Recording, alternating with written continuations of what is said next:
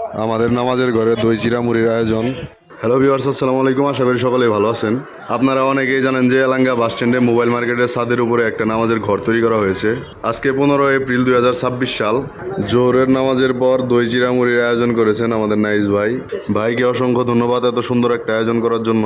উনি যে আশা নিয়ে আমাদের খাওয়াইছেন, আল্লাহ যেন ওনার মনের আশা পূরণ করে দেন, আমিন। এখানে আমাদের মোবাইল মার্কেটের মোটামুটি অনেকেই আছেন, দুই একজন বাইরের কাস্টমাররাও আছেন। মোস্তফা সবাইকে ওয়ান টাইম প্লেট দিয়ে যাচ্ছে। এখন দুপুরবেলা প্রচুর গরম পড়ছে, ফ্যানের বাতাসেও কাজ হইতেছে না, আমরা সবাই ঘাইমা যাইতেছি। আপনারা জানেন যে ইদানিং দুপুরবেলা কি পরিমাণ রোদ উঠে, টিকে থাকাই কঠিন। তাই সবাইকে দেরি না করিয়ে দিয়ে দিতে বললাম। চিরাগুলা একটু ভিজিয়ে রাখা হয়েছে ঠান্ডা ঠান্ডা ফিল পাওয়ার জন্য। ভিজা চিরাগুলা সাফি ভাই সবাইকে দিয়ে যাচ্ছে। সবাই চারদিক দিয়ে ঘিরে বসে গেছে, সাফি ভাই মাঝখান দিয়ে খাতিরদারি করতেছে। সাফি ভাইকে অসংখ্য ধন্যবাদ এত সুন্দরভাবে আমাদের পরিবেশন করে দেওয়ার জন্য। দুপুরের খাবার নষ্ট হবে, তাই সাফি ভাইকে অল্প করে দিতে বললাম। আর দিন না ভাই, আর দিন না। আমি আর আমাদের এসআর সোহান ভাই পাশাপাশি বসছি। ভেজা চিরাগুলো সাফি ভাই একদিক দিয়ে দিয়ে যাচ্ছে, আর একদিক দিয়ে সোলাইমন মুড়ি দিয়ে যাচ্ছে। গরমের মধ্যে ঠান্ডা চিরা, ঠান্ডা দই, আলহামদুলিল্লাহ ভালোই লাগছে।